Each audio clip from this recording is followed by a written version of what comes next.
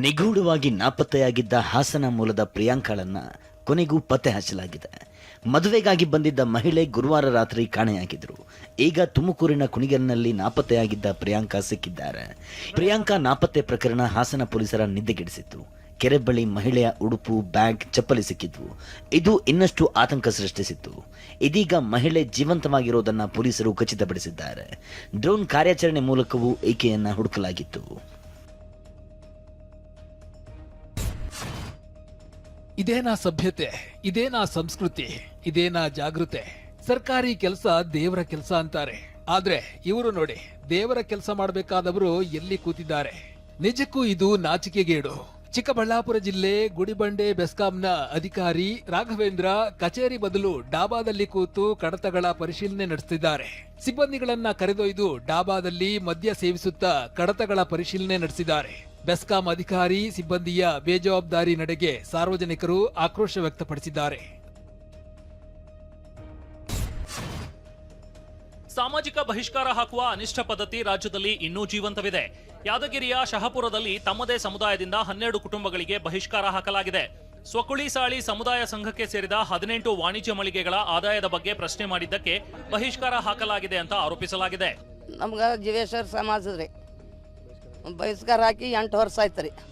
8 ವರ್ಷ ಆಯ್ತು. ಅಲ್ಲಿವರೆಗೆ ಇಲ್ಲಿ ತನ ಯಾವುದಕ್ಕೂ ಕಾರ್ಯಕ್ರಮ ಕರೆಯೋದಿಲ್ರಿ. ಒಟ್ಟಾರೆ ಏನಾದ್ರಿ ಜೀವೇಶ್ವರ ಜಯಂತಿ ಇಲ್ರಿ, ಹನುಮಾನ್ ಜಯಂತಿ ಇಲ್ಲ, ರಾಮನವಮಿ ಇಲ್ರಿ, ಒಟ್ಟಾರೆ ಕರೆಯೋದಿಲ್ಲ, ಏನಿಲ್ಲ. ತಮ್ಮ ಹೆಂಡ್ರು ಮಕ್ಕಳು ತಾವೇ ಆಟ ಪಾಠಗಳು ಅವರೇ ಮಾಡ್ತಾರೆ. ನಮಗೂ ಅದ್ರ ಕರ್ಕೊಲ್ರಿ. ಹೋದ್ರ ಗುಡಿ ಕಾಯಿ ಬಡ್ಕೊಂಡು ಬರ್ಲಕ್ಕೆ ಹೋದ್ರ ನಾಚಿಗಿಲ್ದೆ ಬಂದಾವ ಅಂತ ಹೇಳ್ತಾರೆ. ಸಾಕೇತ್ ಶ್ರೀನಿವಾಸಯ್ಯ ಕರ್ನಾಟಕ ಮೂಲದ ವಿದ್ಯಾರ್ಥಿ. ಅಮೆರಿಕ ಕ್ಯಾಲಿಫೋರ್ನಿಯಾದಲ್ಲಿ ಉನ್ನತ ವ್ಯಾಸಂಗ ಮಾಡ್ತಿದ್ರು. ಕ್ಯಾಲಿಫೋರ್ನಿಯಾದ ಬರ್ಕ್ಲಿ ವಿಶ್ವವಿದ್ಯಾಲಯದಲ್ಲಿ ರಾಸಾಯನಿಕ ಮತ್ತು ಜೈವಿಕ ಅಣು ಎಂಜಿನಿಯರಿಂಗ್ನಲ್ಲಿ ಸ್ನಾತಕೋತ್ತರ ಪದವಿ ವ್ಯಾಸಂಗ ಮಾಡ್ತಿದ್ದ ಸಾಕೇತ್ ಇದ್ದಕ್ಕಿದ್ದಂತೆ ನಾಪತ್ತೆಯಾಗಿದ್ದಾರೆ. ಸಾಕೇತ್ ಕಣ್ಮರೆಯಾಗಿರುವ ಬಗ್ಗೆ ರೂಮ್ ಮೇಟ್ ಬನೀತ್ ಸಿಂಗ್ ಲಿಂಕ್ಡ್ಇನ್ನಲ್ಲಿ ಪೋಸ್ಟ್ ಹಾಕಿದ್ದಾರೆ. ಇನ್ನು ಕಣ್ಮರೆಯಾಗಿರುವ ಸಾಕೇತ್ ಕಳೆದ 12ರ ಗುರುವಾರದಂದು ಕ್ಯಾಲಿಫೋರ್ನಿಯಾದ ಟಿಲ್ಡೆನ್ ರೀಜನಲ್ ಪಾರ್ಕ್ನಲ್ಲಿರುವ ಕೆರೆಯ ಬಳಿ ಕಾಣಿಸಿಕೊಂಡಿದ್ರು ಎನ್ನಲಾಗಿದೆ. ಸಾಕೇತ್ ಅವರ ಪಾಸ್ಪೋರ್ಟ್ ಮತ್ತು ಲ್ಯಾಪ್ಟಾಪ್ನೊಂದಿಗೆ ಅವರ ಬ್ಯಾಗ್ ಪತ್ತೆಯಾಗಿರುವುದು ಆತಂಕಕ್ಕೆ ಕಾರಣವಾಗಿದೆ.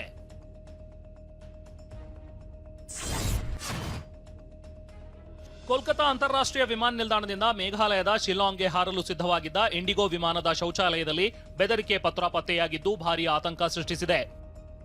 ಕೋಲ್ಕತಾದಿಂದ ಮೇಘಾಲಯದ ಶಿಲ್ಲಾಂಗ್ಗೆ ಹೊರಡಬೇಕಿದ್ದ ಫ್ಲೈಟ್ ನಂಬರ್ 6E7304 ವಿಮಾನದ ಶೌಚಾಲಯದೊಳಗೆ ಸಿಬ್ಬಂದಿಗೆ ಬೆದರಿಕೆ ಪತ್ರ ಸಿಕ್ಕಿದೆ. ವಿಮಾನದೊಳಗೆ ಬಾಂಬ್ ಇಡಲಾಗಿದೆ ಅಂತ ಪತ್ರದಲ್ಲಿ ಬರೆಯಲಾಗಿತ್ತು. ತಕ್ಷಣ ಪ್ರಯಾಣಿಕರನ್ನ ಕೆಳಗಿಳಿಸಿ ಭದ್ರತಾ ಸಿಬ್ಬಂದಿ ಪರಿಶೀಲನೆ ನಡೆಸಿದ್ರು. ಬಳಿಕ ಇದೊಂದು ಹುಸಿ ಬಾಂಬ್ ಬೆದರಿಕೆ ಅನ್ನೋದು ಗೊತ್ತಾಗಿ ವಿಮಾನ ಟೇಕ್ ಆಫ್ ಆಯಿತು. ಪ್ರಧಾನಿ ಮೋದಿ ಇದ್ದ ವಿಮಾನ ಅಸ್ಸಾಂನ ಪ್ರಪ್ರಥಮ ಎಮರ್ಜೆನ್ಸಿ ಲ್ಯಾಂಡಿಂಗ್ ಏರ್ ಸ್ಟ್ರಿಪ್ನಲ್ಲಿ ಲ್ಯಾಂಡ್ ಮಾಡಿದೆ. ರಾಷ್ಟ್ರೀಯ ಹೆದ್ದಾರಿಯಲ್ಲೇ ನಿರ್ಮಿಸಲಾಗಿರೋ ವಿಮಾನದ ತುರ್ತು ಲ್ಯಾಂಡಿಂಗ್ ಏರ್ ಸ್ಟ್ರಿಪ್ ಇದಾಗಿದೆ. ಮೊದಲ ಬಾರಿ ಇಲ್ಲಿ ಲ್ಯಾಂಡಿಂಗ್ ಮಾಡುವ ಮೂಲಕ ಈ ಏರ್ ಸ್ಟ್ರಿಪ್ನ ಪ್ರಧಾನಿ ಮೋದಿ ಉದ್ಘಾಟಿಸಿದ್ರು. 100 ಕೋಟಿ ವೆಚ್ಚದಲ್ಲಿ ನಿರ್ಮಾಣವಾಗಿರೋ 4.2 ಕಿಲೋಮೀಟರ್ ಉದ್ದದ ಎಮರ್ಜೆನ್ಸಿ ಲ್ಯಾಂಡಿಂಗ್ ಏರ್ ಸ್ಟ್ರಿಪ್ ಇದಾಗಿದೆ.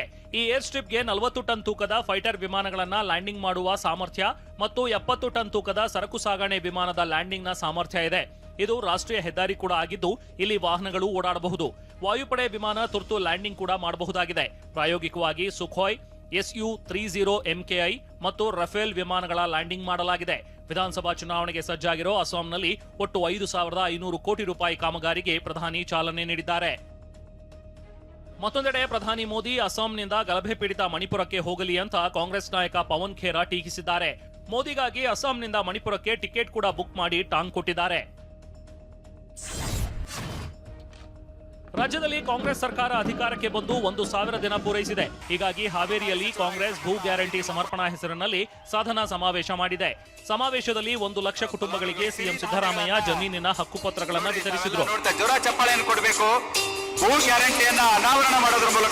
ಸಮಾವೇಶದಲ್ಲಿ ಗುಡುಗಿದ CM Siddaramaiah DCM DK Shivakumar BJP ಮತ್ತು ಜೆಡಿಎಸ್ ವಿರುದ್ಧ ವಾಗ್ದಾಳಿ ನಡೆಸಿದ್ರು. ಯಾರು ವಿರೋಧ ಮಾಡ್ತಾ ಇದ್ರು ಈ ಯೋಜನೆಗಳನ್ನ, ಗ್ಯಾರಂಟಿ ಯೋಜನೆಗಳನ್ನ,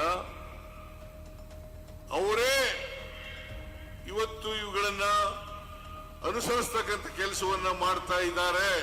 ಯಡಿಯೂರಪ್ಪನವರೇ, mister Kumaraswamy, mister Ashok, mister Vijayendra, ಇಂಥ ಒಂದು ಕೆಲಸ ನಿನ್ನ ಅವಧಿಯಲ್ಲಿ ಏನಾರು ಮಾಡಿದ್ರೆ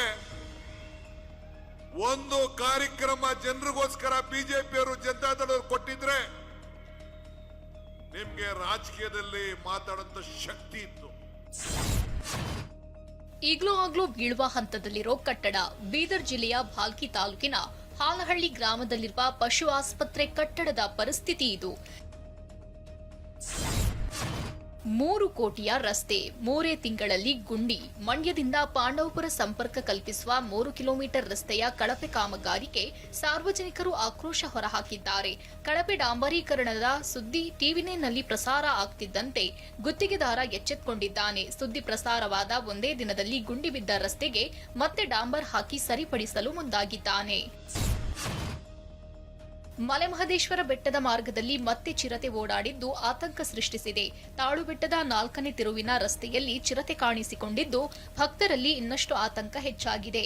ಶಿವರಾತ್ರಿ ಹಬ್ಬ ಹಿನ್ನೆಲೆ ಮಾದಪ್ಪನ ಬೆಟ್ಟಕ್ಕೆ ಭಕ್ತರು ಆಗಮಿಸುತ್ತಿದ್ದಾರೆ. ವಾಹನಗಳು ಓಡಾಡ್ತಿದ್ರು ಕ್ಯಾರೆ ಎನ್ನದೆ ಚಿರತೆ ಕುಳಿತಿರೋದು ಮೊಬೈಲ್ ಕ್ಯಾಮೆರಾದಲ್ಲಿ ಸೆರೆಯಾಗಿದೆ. ಇನ್ನು ಉತ್ತರ ಕನ್ನಡ ಜಿಲ್ಲೆಯ ದಾಂಡೇಲಿ ತಾಲೂಕಿನ ಅಂಬಿಕಾ ನಗರದಲ್ಲಿ ರಸ್ತೆ ಪಕ್ಕದಲ್ಲಿ ಚಿರತೆ ಮತ್ತು ಅದರ ಮರಿ ಕುಳಿತಿರೋ ದೃಶ್ಯ ವೈರಲ್ ಆಗಿದೆ.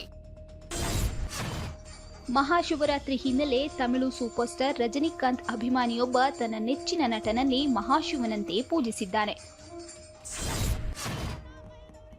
ಐತಿಹಾಸಿಕ ಹಂಪಿ ಉತ್ಸವದ 2ನೇ ದಿನದ ಕಾರ್ಯಕ್ರಮದಲ್ಲಿ ಬಿಗ್ ಬಾಸ್ ವಿನ್ನರ್ ಗಿಲ್ಲಿ ಹಾಗೂ ಸ್ಪರ್ಧಿ ಕಾವ್ಯ ಭಾಗಿಯಾಗಿದ್ದಾರೆ.